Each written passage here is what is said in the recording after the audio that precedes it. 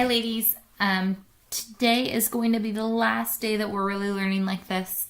Tomorrow you will have a quiz over chapter 3, so be prepared for that. This is your homework for 3.3, so similar to how you did it in the past couple of days, go ahead and press pause, go over all of this, and if you have any questions, ask each other or your substitute and get those questions answered. Any outstanding questions I can answer when I come back. So press pause. Okay, today we're going to be looking at 3.4, which is solving fractional equations. So basically solving equations that have rational polynomials in it. So polynomials that have fractions. So we're going to use the multiplication property of equality to multiply both sides of the equation by the least common denominator. Oops, that would be a typo. Sorry. I don't know that there's a such thing as a denominatory, but the least common denominator. So the first task, this is similar last year. You might remember this as clearing the fraction. We're going to get rid of all of these fractions because while we can deal with fractions, they're not that nice. So we might as well just get rid of them. So the first thing that I always want you to do is kind of identify what is the lowest common denominator. And so I like to write just a little side note over on the side where it says, okay, this is what the lowest common denominator here is. So I have a denominator of 2, a denominator of 7, and then over here it'd be kind of like the denominator of 1. So my lowest common denominator is going to be 14. Now, rather than turning everything into the lowest common denominator, I'm going to actually multiply everything or both sides of the equation by the lowest common denominator. So I'm going to multiply this side by 14 as well as this side by 14. Now, what did that do for me? Well, this 14 gets distributed in to both pieces, and I'm going to write this step out. Oftentimes this next step is going to be a step that you can almost kind of skip in your work and you can simplify as you go. But this would be the same thing as 14 times 3x divided by 2 plus 14 times 8 minus 4x divided by 7 equals 3 times 14, which would be 42. Okay, now look what happens. Because I multiplied by 14, these two fractions are going to cancel out. The 14 and the 2 can cancel out to be 7 over 1. The 14 and the 7 can cancel out to be 2 over 1.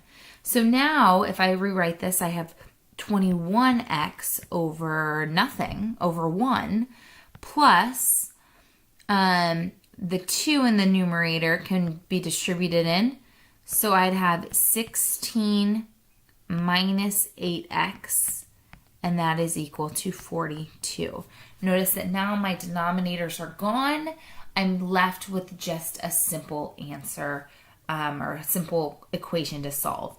So 21 minus 8x would leave me with 21 minus 8. That'd give me 13x plus 16 equals 42.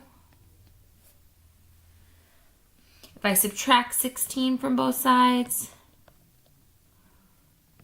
I have 13x on this side equals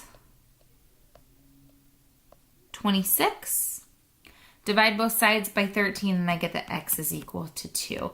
The nice thing that I really like about these solving equations ones is that if I wanted to, I could plug in that x is equal to 2 back into the equation and solve and see if it's actually the correct answer. So again, just to reiterate, we figure out what is the lowest common denominator, multiply both sides by the lowest common denominator to clear this fraction, okay? And then we'll solve like normal. Okay, so for this question, we have to take into account that sometimes our equations will give rise to an extraneous solution, which basically just means that it's a solution that doesn't work for the original equation. So typically when you're dealing with rational numbers or you would be looking for something that would make the denominator equal to 0. So this cannot equal 0. Okay? Excuse me, hold on. Thought I was going to sneeze. Never mind. Okay, so with this, I would still follow the same process. Let's look for the lowest common denominator. So notice that here that I have an x minus 5. I also have a 2. So I would say, okay, my lowest common denominator is 2 times x minus 5. So I'm going to multiply both sides of the equation by 2 times x minus 5. 2 times x minus 5. So what I want to do here is I want to say, okay, now I'm going to distribute this 2 times x minus 5 into each piece. When you do that, this is where I was saying that you could kind of start to do some of the simplifying in your head. Notice when I multiply 2 times x minus 5 times this first term here, 2x minus 3 times x minus 5, the x minus 5s would cancel out. So I'd be left with 2 times 2x minus 3. Then when I multiply the 2x minus 5 over to the x over 2, I would have the 2's would cancel out, so I'd be left with plus x minus 5 times x. Over on the right side of the equation, the x minus 5's would cancel out, so I'd be left with just 14. Okay, so now I have a basic equation. I just need to simplify and solve. So first we'll do the distributive property. I get 4x minus 6 plus x squared minus 5x equals 14. Notice that I have an x squared in here, which means that I'm going to have to probably factor. So I want to bring everything over to one side. So I have x squared minus x. 4x minus 5x gives me the minus x. Minus 6 equals 14. Subtract 14, so I get x squared minus x minus 20 equals 0. Now when I'm solving using factoring, I break this up first into two factors. So I'd have x and x as my first term, since my first terms in my factors multiply to equal the first term in my trinomial. The last terms I want to multiply to equal negative 20, add to equal negative 1. So I would use 5 and 4 as my factors. Negative 5, positive 4. Okay, a reminder, if factoring is something that you're still struggling with, let me know and I can get you some added resources, or I can help you with that to get you kind of back on track with factoring. It never goes away, so don't confuse that, okay? So now I could set each piece equal to 0, so x plus 4 equals 0, or x minus 5 equals 0. When I solve for this, I get that x is equal to negative 4, or x is equal to 5. Now, typically, we would say, great, that's my answer. However, because of these fractions, because this has...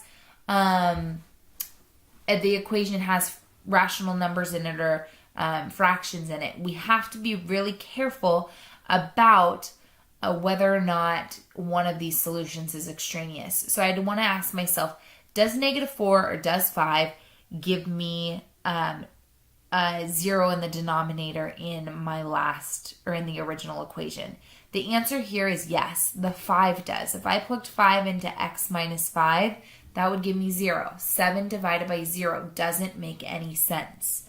So x minus 4 would ultimately end up being the solution, okay? Sometimes when you're looking for extraneous solutions, let's say you get two solutions to a question. Both solutions might work. Great. One solution might work and the other one, like in this case, might not work, in which case just cross it out and give the one solution that does work. There are some instances where both of your solutions will not work. If that ever happens, all you need to write as your answer is just no solution, or you could also write the solution does not exist or something along those lines as well. but know that it is possible for both of your solutions to not work based off of whatever the denominators were in your original equation.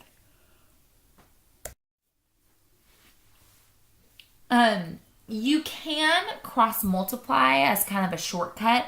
Just be careful though, because you can only cross multiply when there's a single fraction on each side. The last example on the left-hand side, there was 2 fractions. And so cross multiplying for that would not work. However, in this case, when you have one fraction, and then they are equal to each other, then you can go ahead and cross multiply. So I'd have m times m minus 3 is equal to 10.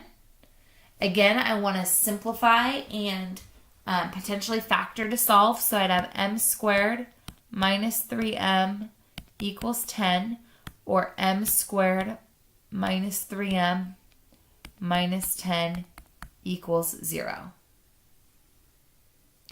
Okay, so now because I have another quadratic or another trinomial with a square in it, I'm going to go ahead and break this up into 2 parentheses.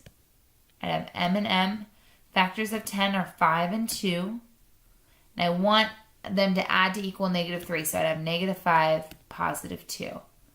So m minus 5 is equal to 0, or m plus 2 is equal to 0. Well, if m minus 5 is equal to 0, then I'd say that m is equal to 5. If m plus 2 is equal to 0, then m would be equal to -2. Now, I always want to check my answers, right? Neither of those answers are going to cause me any problems with making the denominator 0. So this would be a case where both solutions work. So both solutions are answers. So that's basically it for today.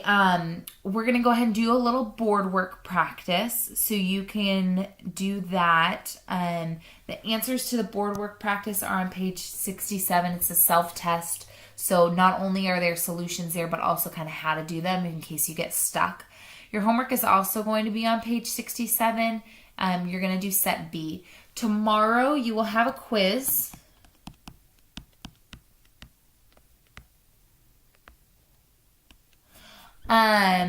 And so be prepared for a quiz over chapter 3. And then you guys might do a little geometry review as well. So make sure that you have all of your questions answered before you come in tomorrow. You will go over the homework prior to working on the quiz. So go ahead and press pause and give the board work a chance, and have a wonderful afternoon. I will see you guys back on Monday.